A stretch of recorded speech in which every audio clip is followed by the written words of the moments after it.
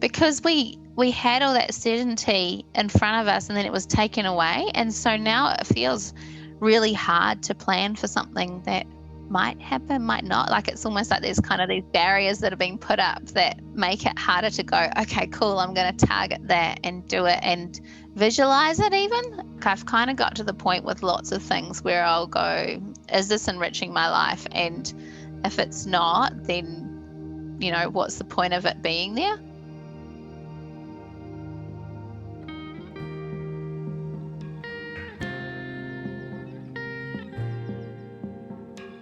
Listen, Stokely, where we try to be involved, to listen and learn for us all to evolve.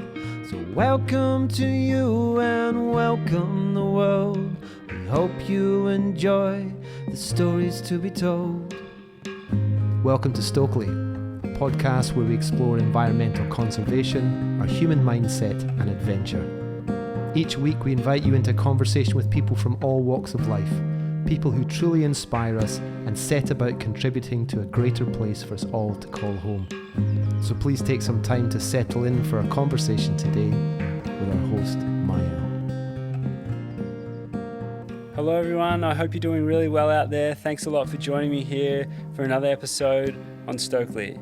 Today I get to speak with Ali Pottinger, who is really the brain and the heart behind the community that is SQUADRUN.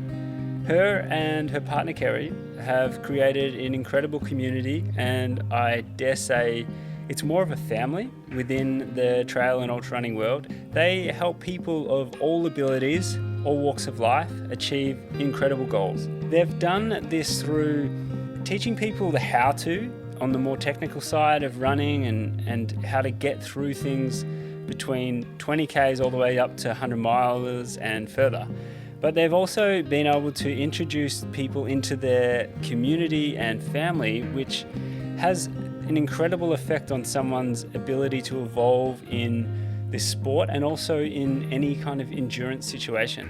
I'm really stoked to be able to share this conversation with you and just introduce Ali and Kerry, who we have a chat to in another episode, and what they do at SQUADRUN to a wider audience, because I believe it's a really incredible community out there, and it's also allowed people to really gain access to some incredible knowledge, incredible motivation, incredible support.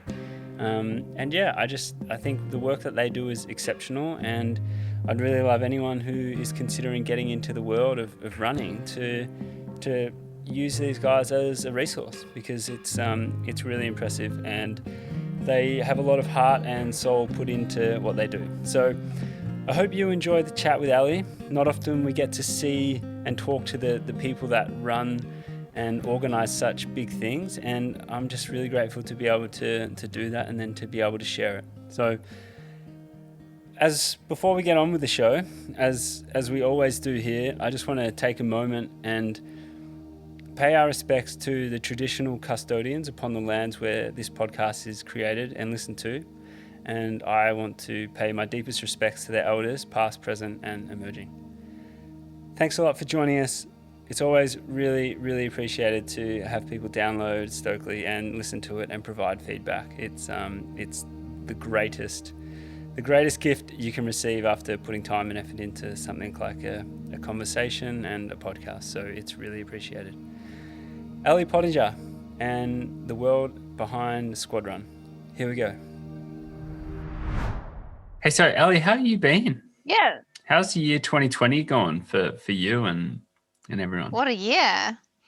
It's been really weird. I mean, I think that's probably the same for everyone though, right? Like, so yeah, quite different. Like, recently I did there's a study happening into women who either are professional in sport in New Zealand, and the effects of COVID and all that sort of stuff. And as part of that, they asked me to kind of recap, you know, like when I first heard about it and what I thought and all this sort of stuff. And it, you know, like what a whirlwind. Like I last saw you in February, right, at Tarawera? Yeah. Is that right? That would be it. You know, we were kind of like, oh, you know, maybe Chinese athletes we need to be a bit careful with, and it was all good times. And then, not like a few weeks later, we're in lockdown, and yeah, it's kind of taken over the world. It's pretty crazy. Yeah. In many ways, we're able to, fill a year with a bunch of amazing events that we get to go to and meet up at. And then along with that is the community and everything. And then, I thought, oh, this situation's going to be pretty difficult with a few events getting cancelled. And then every single event got cancelled. And then the whole calendar just ceased to be what it was at the start of the year. And I was just like, oh my Lord, this is something else. How's it been for you, you guys, with the community and squad runs, like community and keeping people pumped up for events and things? Like, what do you do? Well, I was really concerned, to be honest, because I know so we work with people towards big events, and I know what it means for people to be training towards something like that. It gives them so much purpose and focus and direction with their running and something to strive for, right? And so I was really concerned about people's mental health, knowing that possibly these big events are going to be taken away. Like, what does that mean? And but it's actually been quite surprising, like the thing that has really made me happy is that people can dial back into why they first started running, and to kind of just go, oh well, like I actually got into running because I love being in the outdoors and I love feeling fit and healthy, and I can still do that. So I think it's been, it's quite weird. Like, I really have missed seeing people for real life. Like, there's nothing quite like a finish line. Like when you see people kind of having that realization of making it, like they've put themselves through something quite challenging, and it's a culmination of months and months of training, probably years for some of the big races. And there's something special about finish lines, just the emotions and the, like when you share that with someone, it builds this really strong relationship. And so I was quite sad to be missing that, and to have people missing that. But then at the same time, I think it's been good just to kind of dial right back into what it all means to you. Yeah. Did you the funny thing is, like, that's not the first thing that popped to my mind. Hey, it's kind of like, oh, all events are cancelled. And even like for yourself and myself, we would have had some events lined up to do on a personal level. And and not to mention the travel and just working with the events, because like there's this backstage part of events that we get to share and enjoy, which is on a different level as well. And then, but the first thing that popped to my mind wasn't like, oh, great, this will give me a chance to like really get back into the routine and not have anything to look forward to, and it will really challenge my reason why I do it. And like that wasn't the first thing that popped to my mind. But over time, it's become like this like really kind of underlying lesson from all of this. Like, oh, this is good to reflect and feel into that discomfort of having a bad day, and then the answer not being clearly there as to, well, this has been a tough day of training. I don't want to say a bad day of training, but like you're doing it because in X amount of days or months you'll be able to race, and this is all part of it, et cetera, et cetera. So like, when did it dawn on you, that whole situation? Like, of like, oh, hang on, this is like a silver lining to this whole situation. That's a hard question. I think you've just got to look for the positive. So I don't know if it all of a sudden kind of dawned on me. It was more just like, I guess it kind of comes back to just like, what can you control? And at the time, and even probably like now, you guys are getting more freedoms, which is awesome. But at the time it was like, okay, like we've had all of our, well, not all of them, a lot of freedoms taken away from us, and I can't control that. And I was getting myself, so like we were supposed to be going over to the Blue Mountains and hosting training camps, and the uncertainty and the not knowing was like really getting to me. Like I was like, but you know, I'm supposed to be going here, but I can't be going there, or I might not be able to go there. And my brain was struggling with that. And so then I thought, right, okay, all I can do right now is just bring it in close. So, you know, what can I control each day? What can I, you know, I guess it kind of forced us to be a bit more mindful and live more in the now and kind of seek out the just, yeah, it's a bit YOLO, right? Like, but kind of just take each day as it comes. Oh my God, I'm using all the cliches. Sorry, what really does YOLO mean? What does YOLO mean? You only live once. Oh, I didn't know that. That's great. I like that. Did you? Yeah. So I was just kind of like, okay, we've got to bring it in really close, like make each day as best we can. Like we're here each day without a lot of other choices. So I'm just going to bring it in near and kind of focus on that little bit and have a little daily routine and go through, take it each day at a time. Yeah.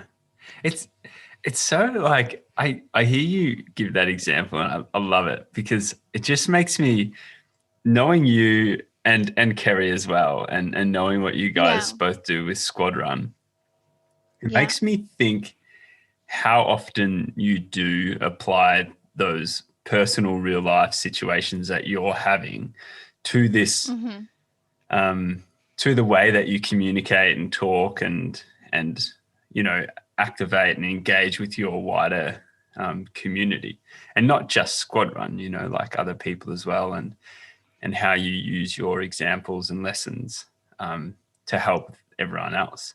Because what's, you know, to give a little bit more insight to it. So how does it sit now? Like how many people do you have involved and what's the spectrum? Like we've got a few coaches now working with us. So we've got Kyle Weiss, who's in the Gold Coast. He's a great little runner. Well, I shouldn't say little, but he holds a number of under 25 Australian records now. So yeah, 50K, 100K. He's pretty, he's like, we describe him as being like a bit like Ken or something. Like he's Mr. Perfect. Like he's clever, handsome, talented, you know, like nice guy, like all of it. Yeah, but like he's obviously got a penis. But yeah, so there's Kyle and then there's Wes, who she is a bit of a firecracker, Wes. So her name's Leslie Park and she is in Papamoa, so not too far from us. She's a total boss runner. She loves coming up with crazy adventures and yeah, so she's coaching for us. She's quite entertaining. She does the whole call a spade thing. And Varjan has started coaching for us as well. So Varjan Armstrong, who I don't know, most people probably know the name. And yeah, so he brings another dimension as well. I love chats with Varjan, and I think from a mindfulness perspective, like he get a lot of his stories. I think Varjan is an amazing storyteller, and the stories that he tells really resonate and are things that you can apply and hold on to when times are challenging, maybe. Yeah. And then from an athlete perspective, it kind of goes up and down all the time, obviously with events and stuff like that. So I don't even know our numbers. Like, I don't know. So people will always go, oh, how many people have you got on the start line or that sort of stuff. I just know who's doing what and focus more on remembering their stories and names than on counting up who's doing what. Yeah. Yeah. I think it's I see it. It's so funny how like my simple vision of SQUADRUN is like Kerry is so like, and I know you've heard this before and whatnot. So it's like a lot more kind of technically minded, a lot more kind of like analytical and whatnot. But then you've got you know, the beautiful nurture of Ali, who is this, you know, I don't even want to say it like this, but someone who cares, like she's going to care about what's going on. And I think that it's, and I think that, your ability to do that has been able to, I guess, like foster this more of a community vibe. And I'm like, don't get me wrong, I'm not saying that Kerry doesn't have an input to that, because we know that he does in his own way. But what is it that to you that motivates you to want to have a community of runners that just like daily rely upon you for guidance and advice? Yeah, that's it's pretty daunting. So Kerry and I, we're really yin and yang. Like, we work really well together, and I think we bring out a lot of the best in each other as well. But it's really tricky too, you know, like working with your partner, because when it's the way it is, we're constantly compared. And so people will often say things that are accidentally offensive. Like, one lady had said to me, oh, you know, something about Kerry's got an amazing scientific brain, and I really like your morals. And I'm like, thanks. Like, I like my morals too, but I'm not stupid. It's hard working with a partner. Like, it's awesome, but it's also it's different, you know, like and so then I think, like, I guess we have quite similar, like a lot of very much similar mindset approach to coaching.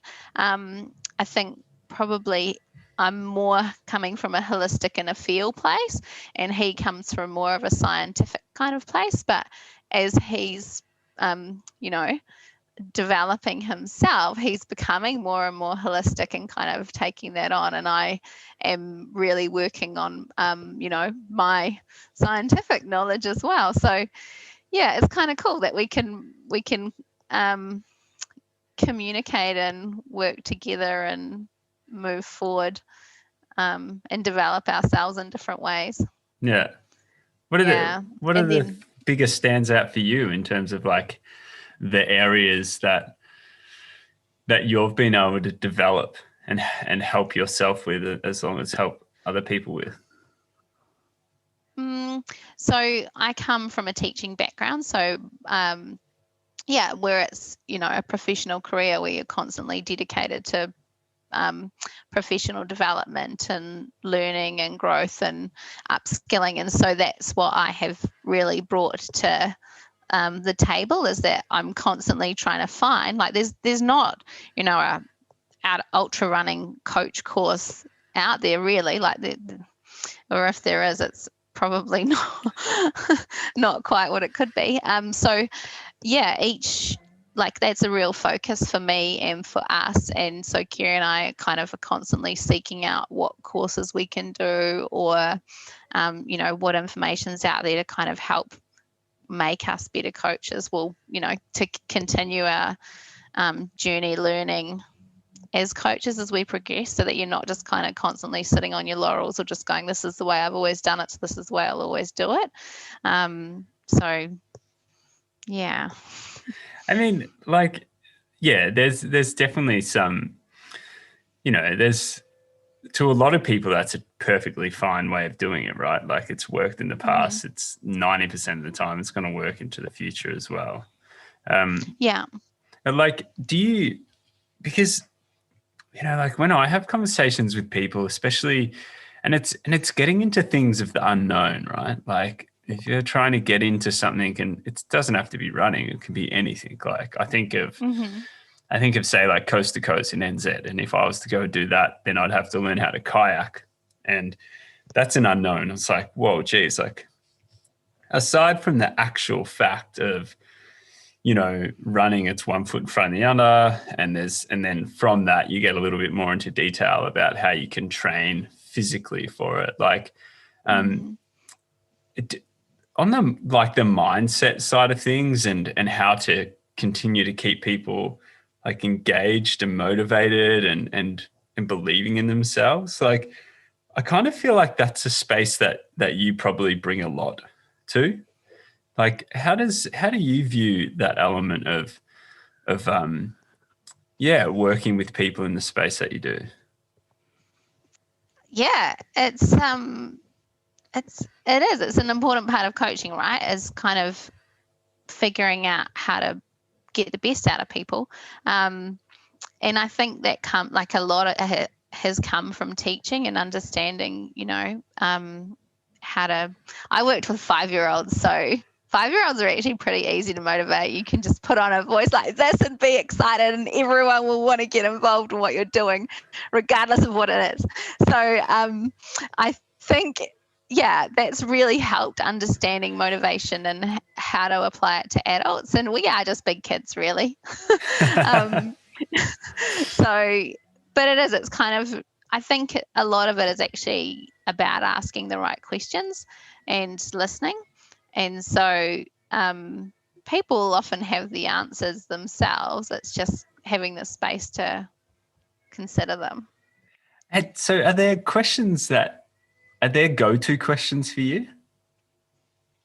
It depends on what they're talking about, I guess. So, it's like, do you actually want to do it? Like, what do you want to get from it? Like, is it something what motivates you? Because people often go, oh, Ali, what race shall I do next? I'm like, well, I don't know. Do you want do you want a flogging? Like, do you want to go for suffering? Like, some people like that. Or do you want to go for a fast time? Or do you want to go for scenery? Or do you want to, so it's kind of trying to dial into what it is that is going to motivate them to kind of take those next steps.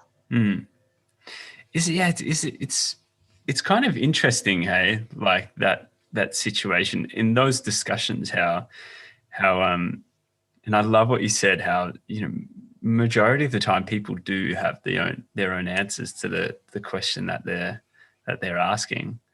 And I mean, like with such a big community, or like a group of people, like, how do you stay motivated to do that continuously? Because there's that question fatigue, right? And I sometimes feel that I'm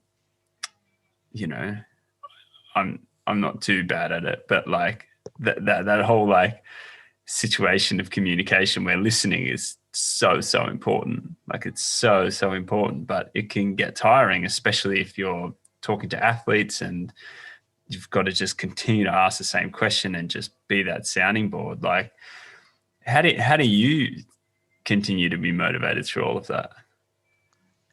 Well, it really comes from the people. Like, I really like the people that we work with. So it's exciting to kind of,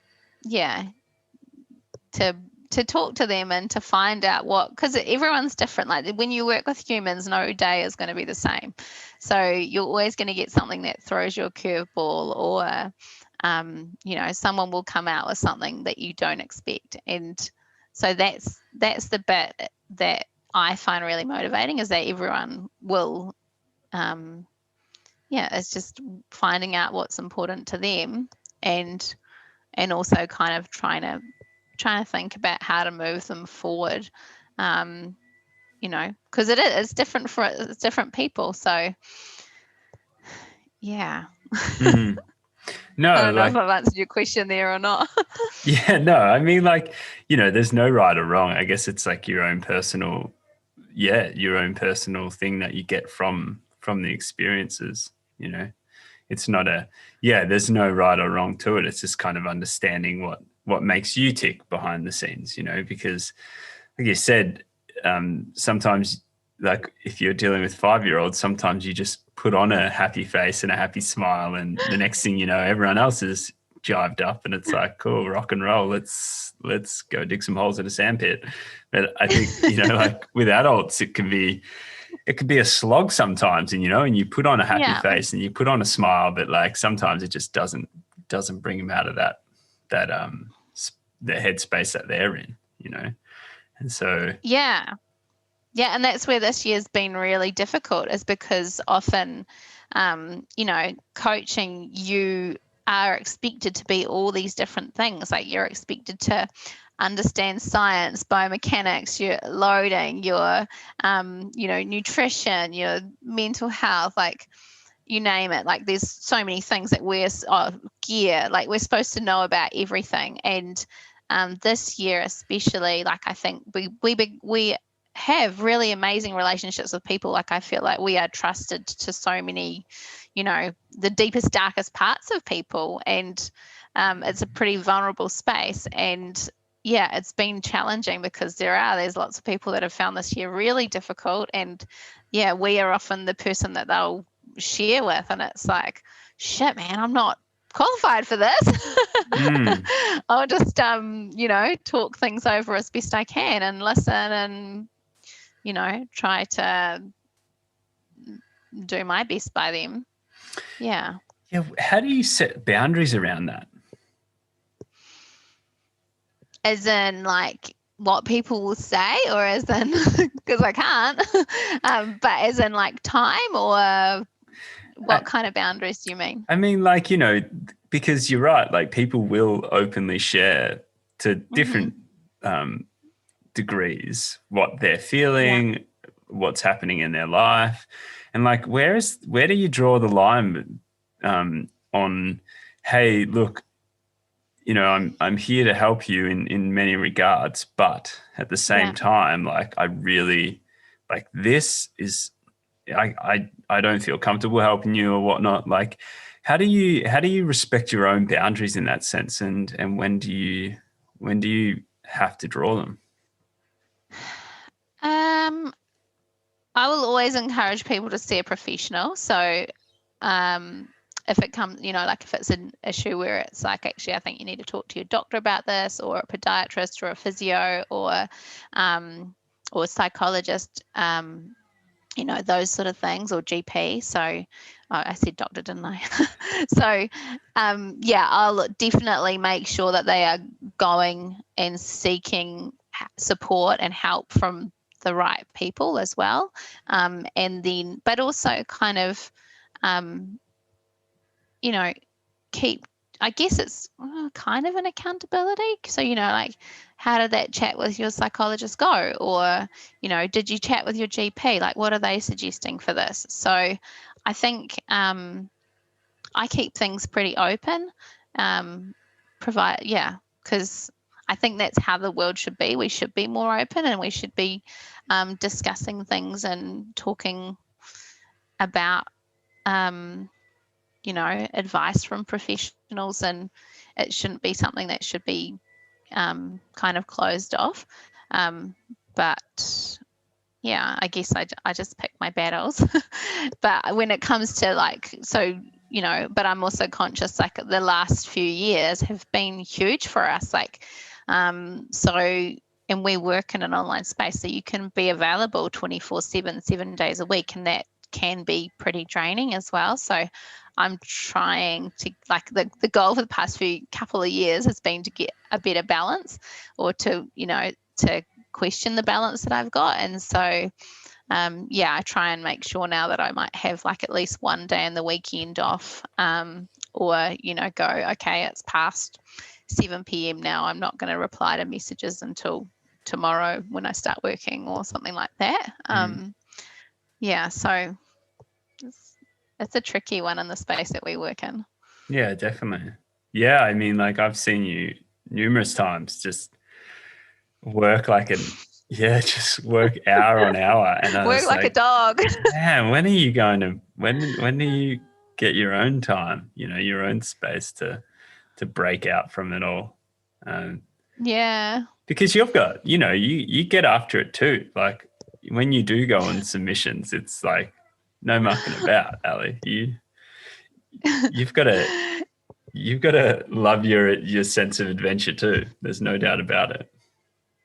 Oh yeah, definitely. And I think the balance was out. Like, I felt like I was supporting all these people to do really cool things, and then not having as much time for myself to do it. Or and it's funny because I was feeling like, I don't feel, and it's a weird word to use, but relevant. Like I feel like I'm not doing my bit in the space.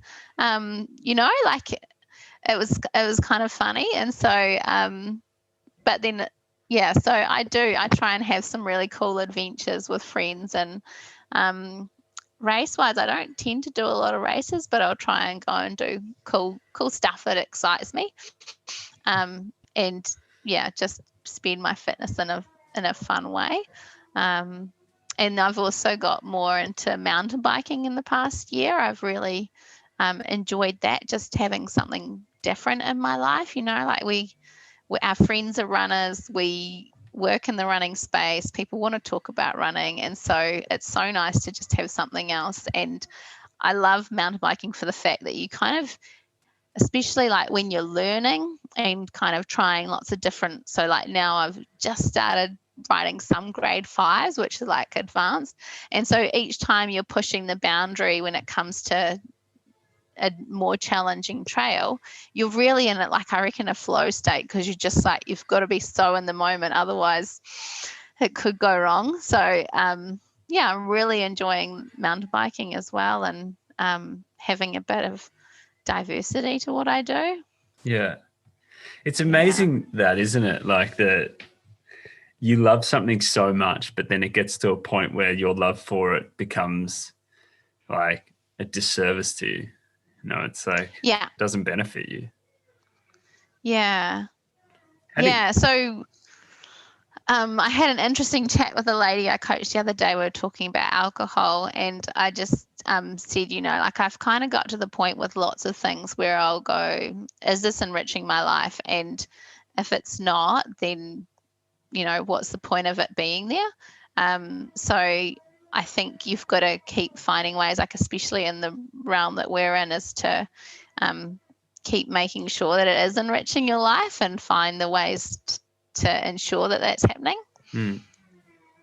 I can find that super difficult too, right? Like if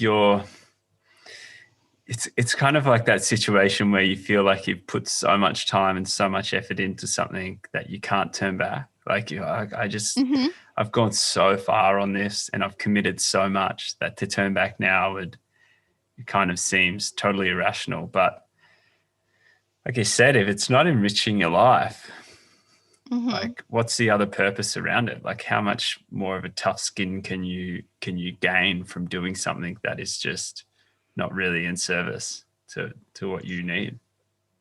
Yeah, it's pretty daunting to be in that position too, like where you are at a point where you're questioning, how big a part something plays in your life. And, we humans don't really like change that much. So it's a tricky one to reason with or to take action with.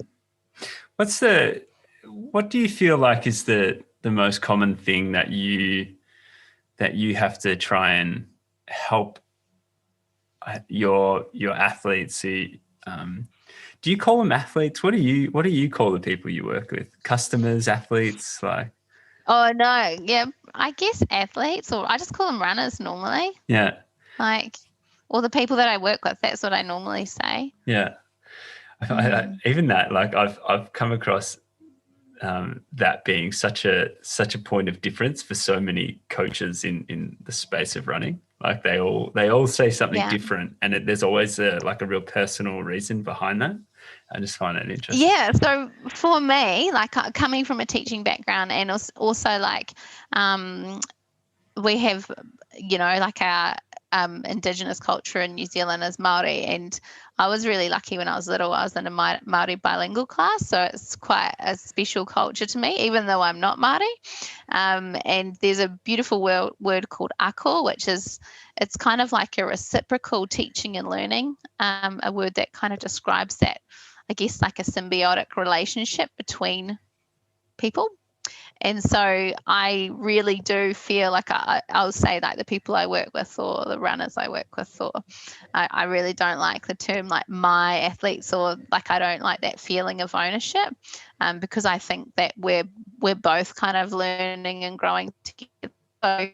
So tell me more about that, like that way of, is that like more of a way of understanding the world or relating to the world? Yeah, I guess so. It's an interconnectedness, right? Like, so, and also like a more of an equalness, and, appreciating how we all relate, and that, like, I don't feel like, it's quite funny because, I feel like we're all kind of on the same level. So like I've met for famous people before, and I'm just like, oh cool, nice to meet you.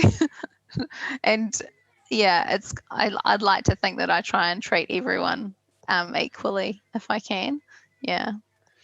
Do you feel like that served you in the experiences and interactions that you've had more so, like, because there's that kind of situation where you're like, oh, that person, I could probably get something from that person if I like suck ass a bit and name drop, like, I just I feel like that's something that I've definitely seen quite a bit and experienced. And yeah, it definitely happens in our sport, and I think so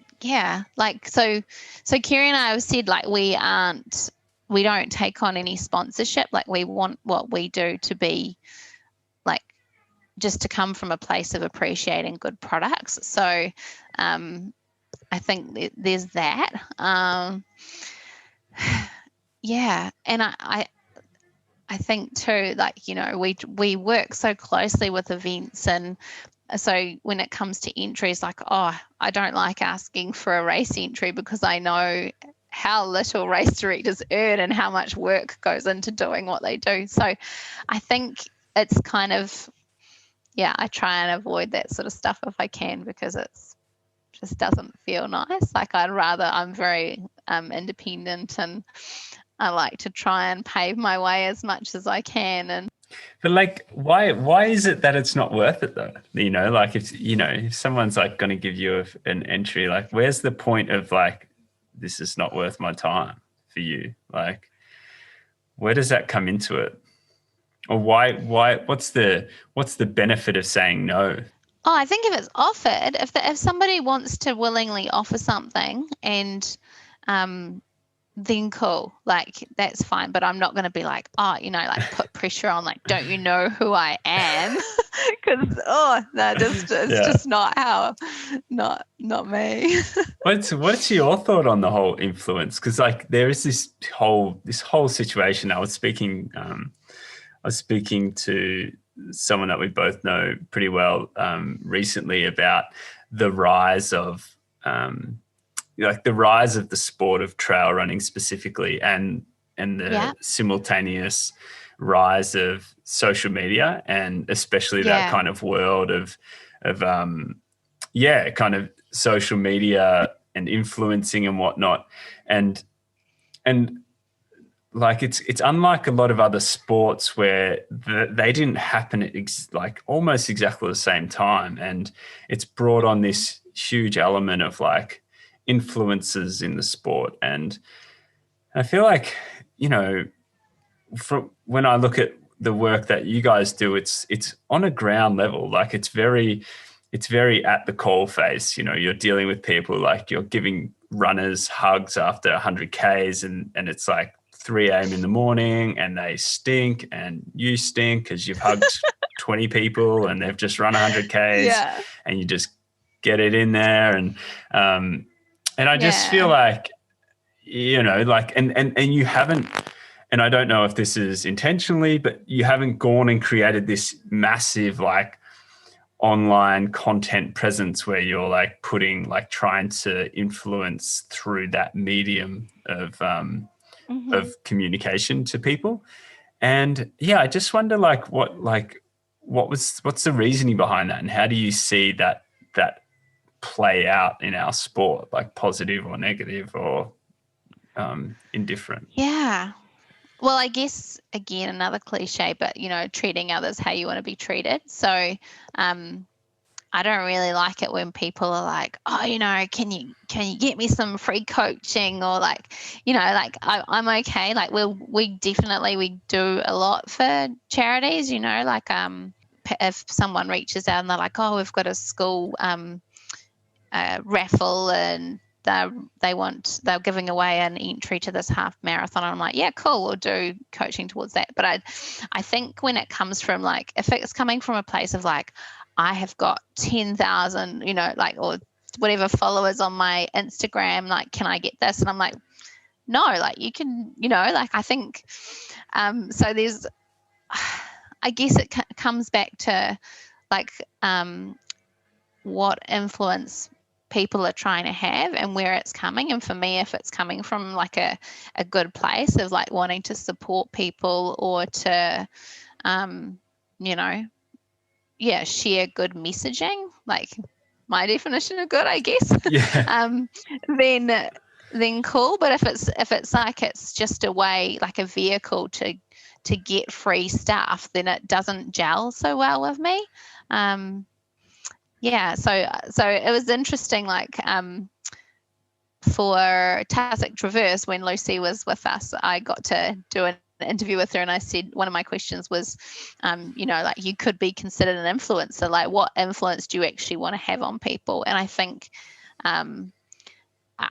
it comes back to that. Like, what is so if you are influencing, what is the influence that you're trying to have? And like, is it coming from a place of wanting to bring people together or build them up or encourage them into the sport, or share the love of trails, or conserve our environment, or that sort of thing? Or is it just a vehicle to kind of get free stuff? So what influence do you like? What is the reason why you do what you do day to day? Yeah, it's seeing people better themselves or kind of grow and learn. So I got into teaching because I like to shape young minds, and then running, I realized, is just shaping older minds. So that's really my motivation, is kind of seeing people get the best out of themselves. Yeah. And to have really like to explore and enjoy our world. So have awesome adventures. And I think also like, people conserve what they love. So I think sharing the outdoors and how beautiful it is will also, have positive impacts when it comes to conservation from an environmental perspective as well. Yeah, I think like, I've spoken to this a lot with a lot of people recently, especially that, when there's a sense of connection, there's definitely a lot more, I guess, motivation to protect what you're connected to. Yeah. And I feel like that's one of the most incredible things about running and especially trail running as well, is you, whether you do it consciously or not, like you just kind of get that connection through being, and then all of a sudden it's just like, it's next thing you know, you're just like a little bit more linked to all those places and want to do something for them. Do you so what are I was going to ask this question before, like what are the main things that come up for you through your athletes and your runners? Like, what are the main things that you're always dealing with in terms of, more so on like the personal side of things, in terms of personal belief and whatnot? What constantly comes up that you're just like, you've got to work on this? I mean, from a coaching perspective, it's often really trying to get that consistency into running. And then from a mindset perspective, it's really self-belief, I guess, is that people they always question if they can do something, whether it's to hit a certain time or whether it's to complete a race distance, or, that sort of thing. So those are kind of the two, one from more of like a loading kind of a perspective, and then one from the mindset. Yeah. So how does the belief, how do you get people to believe that they can do something? I think often, like we don't actually know until it's done. So for me, it's more just like one of the ladies that we work with, Jenny, she emailed the other day going, like I was going to run UTA 50 and then I thought maybe I'll just go run it anyway. And then now I don't know. And I was like, well, you just got to try. Like, I think you can do it. You don't know if you can do it. But like, what are you going to do otherwise? Like, just sit at home, or why don't you, or just go out and give it a crack? So I think really it's kind of like you can voice your support or encourage, or sometimes maybe go, actually, like, now's not the right time. But so I think it comes to being really honest and transparent with the people that you work with. So if I think something's, not the go, then I'll say it. But likewise, like, if I think someone can do it, then I'll tell them. And then, well, what do you want to do? Do you want to do it or not? Like, Yeah. So, and like, if it doesn't happen, then what's the worst thing with that? Like, yeah. So just, you're better off just getting out and finding out than not normally. Yeah.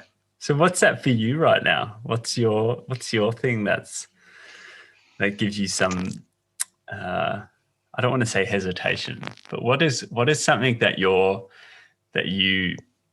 want to believe that you can do, but you might have some, disbelief about it?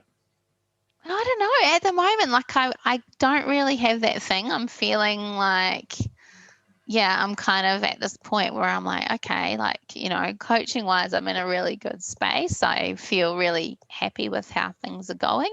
And then running wise, like, I've ticked a lot of big goals that I wanted to do.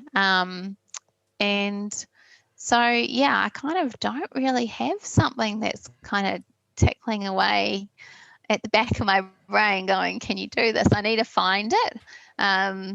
Yeah, it's a funny place to be in. Like, there's nothing that's kind of really ignited my curiosity at the moment. So what about you? Have you got something? Oh, yeah. I mean, like, I've definitely got a lot of things. I definitely do, and they probably involve like a lot larger adventures. To be Yeah. fair, like a couple of races for sure. But I think, yeah, probably like what can be done consistently over like numerous days is probably a big one. Like how, yeah, Oh, yeah. So, but at the same time, that is also quite clouded at the moment, just with, and it's probably more of an excuse than anything, but with, the restrictions on, like, I can only, up until yesterday, we were only allowed to go 5 kilometers from the place we're staying. So, yeah, it's hard to know what is actually possible in the near future. yeah. Yeah, it's I definitely. think that's part of it, actually, to be honest. Is like, because we had all that certainty in front of us and then it was taken away. And so now it feels really hard to plan for something that might happen, might not. Like, it's almost like there's kind of these barriers that are being put up that make it harder to go, okay, cool, I'm going to target that and do it and visualize it even. It's, yeah. So I can appreciate what you're saying.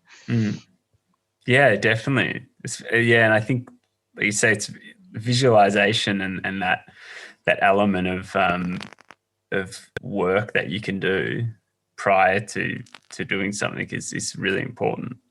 So I really wanted to ask, because I've had this chat so many times about like what is like achievement, because you said just before, like, you've ticked off a number of things, like and that is awesome. Like, I think achieving certain goals is massive, and there's this question that arises is about achievements versus success and how you view that differently. Like, what does success look like for you on a personal level, with not just your running, but like your day to day, like your life? And then what does success look like with regards to the business, because that is also such a large part of your life?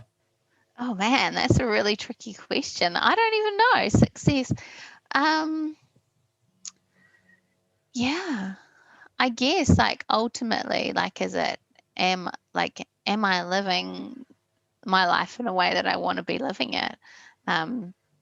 Because, yeah, it's easy to put numbers or things like that on it, but actually it's not it. So I guess success is probably just finishing each day going, that was a cool day.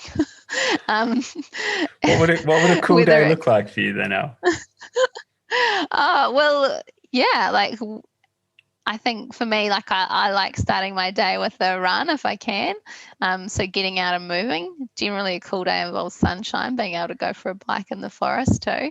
And then having a laugh with Kerry and Sweet you know, bombs. having some doing some sweet bombs and having really good chats with people and kind of feeling like I'm helping people and moving forward in that way as well. So, and eating good food comes into it as well. Awesome. And then yeah, like what is success versus, because like coaching could be, assessed with metrics pretty quickly, like how many people you have and how many people are achieving this and what is your fastest runner, et cetera, but like what does success look like on that level in that world for you? It's really like, I think when you see people having performances that blow your mind, like when you're like, wow, they did that. And so, it might be kind of like a percentage of performance improvement on something. Like, so we quite like a 5K time trial benchmark, or to see people, executing a really clever race, spending their fitness as best they can, or to knock off something big that they thought they couldn't do. So that, to me, when I see people doing things like that, that is success. So it's, I think focusing on all of those things means that we have a successful business anyway, like that we're getting paid to do our job, because it's coming from a place of I don't know, like a good honest place, I guess. Yeah, no, like if that's the way you feel, like that's great. I don't think there's a right or wrong, right? It's just like there's definitely a sense that you do try to come at it from a pretty real place, like meet people at the level they're at, which is human at the end of the day, Yeah. Not try to treat them, I guess, like they're something else because they have talent in this direction and they've got abilities here but not there, kind of thing. How do you see this world expanding over the next kind of like 5 to 10 years? It already has. Like it's changed so much already in the last 5 years. I think the sport will just keep growing, and the coaching space seems to keep growing. I would hope to see more coach education out there, because I feel like that's kind of a really great area at the moment. And so that would be really cool to see in the next 5 to 10 years, some more support out there for coaches. What do you feel like why is that? Why do you think we need that? Well, I think it's a pretty big ask, endurance sports, like it's, if you get it wrong, like you can actually die. So I think it's important to have good information out there and for people to be well trained and for people to understand all the little facets of our sport. So like, not having non-steroidal anti-inflammatory drugs, or getting their hydration right or their training right, and so that we are in the sport safely, as best we can. So I think that's quite important. It does. There is, don't get me wrong, like it does feel like the kind of like the Wild West sometimes, and anyone can sign up and start coaching people. Like I want to say it's hilarious, but at the same time, it's not hilarious because, like you say, it's people's health and safety is at risk, and that's serious. Like people have, unfortunately passed away at finish lines at these events and during these events, and it's like, and as you say, it could have been avoided. It could have easily been avoided. Yeah. So that's a real shame. And I think you're right. Like education could play a huge part in protecting people as well as protecting, people in the space of coaching. Yeah. Yeah. Because what works for some people is not going to work for others, no matter how much of an elite you are. Yeah. And I think that's why, like, too, I think there's space in the sport for lots of different types of coaches. So you get, there's quite a range out there already. Yeah. And you've got to find someone that gels with you. So, we've all got different approaches when it comes to coaching and training and how we approach it. Yeah. Yeah. What space do you feel most comfortable coaching in? I like it all. I'm greedy. No, I really like, I think variety is the spice of life. So, I work with lots of different people. Like one of the ladies I coach, she just, so it's kind of funny, like Athletics New Zealand has realised that trail running's a thing, and they had created a Rim Ultra in the weekend, and they're calling it the New Zealand Trail Champs. And Kirsten, who I coach, got a gold medal for her age group, so that was really exciting, so that I was super pumped to see her have a great race. She came 4th overall. She ran really cleverly, and then one of the ladies I've worked with, Tony, she ran, she'd been around kind of 19 minutes for 5K, and then she ran just out of the blue. I think she was like 18-15, and I thought, oh man, that's amazing, and then she blew me out of the water. Like about a month ago, she messaged and went, I just ran 17:45 for 5K, and I was like, holy, I didn't even know you could do that. And that's really exciting. But then at the other end of the spectrum, like I'm coaching someone who was kind of running 5K, and now they've just run a half marathon distance, like her first half marathon since she had her children a few years ago. And I can relate to that too. And I find that really motivating when you can see these big improvements. So, I really like coaching a range of people because I think it keeps it real. Like, so that you don't kind of assume that everyone runs 17:45 for 5K, or that, like everyone's out just running their first half marathon, or even when people run that first sub 30-minute 5K, like it's so cool to see these big chunks that people can improve by. So, yeah, I'm kind of greedy like that. I just like coaching heaps of different people. Yeah, absolutely. There's nothing wrong with that. I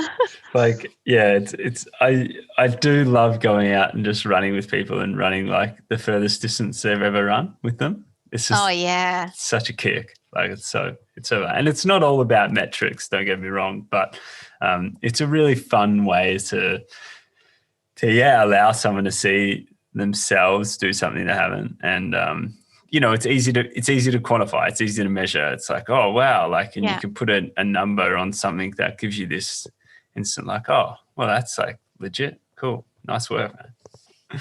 So, hey Al, we're coming up on an hour here, and I just wanted to say thanks again because I have been able to sit back and see you guys work from so many different angles, and I think it really is a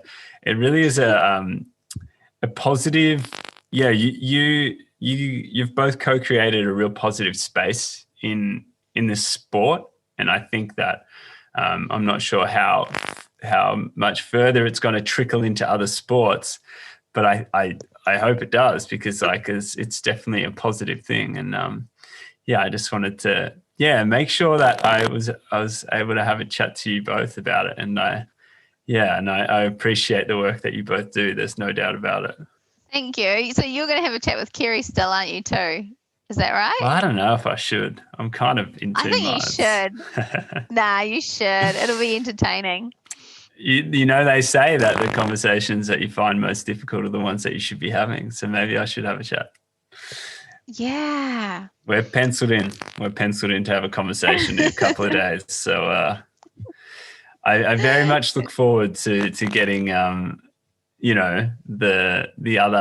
other portion of Squad Run's thoughts on the world of everything. Yeah, he's a special character. I love him. Oh, mate, we most certainly. I mean, we have a place in our hearts for everyone. We're all, like you said, we're all the same at the end of the day. So, hey, but yeah, thanks heaps for having a chat, Al. It's great to have a yarn with you.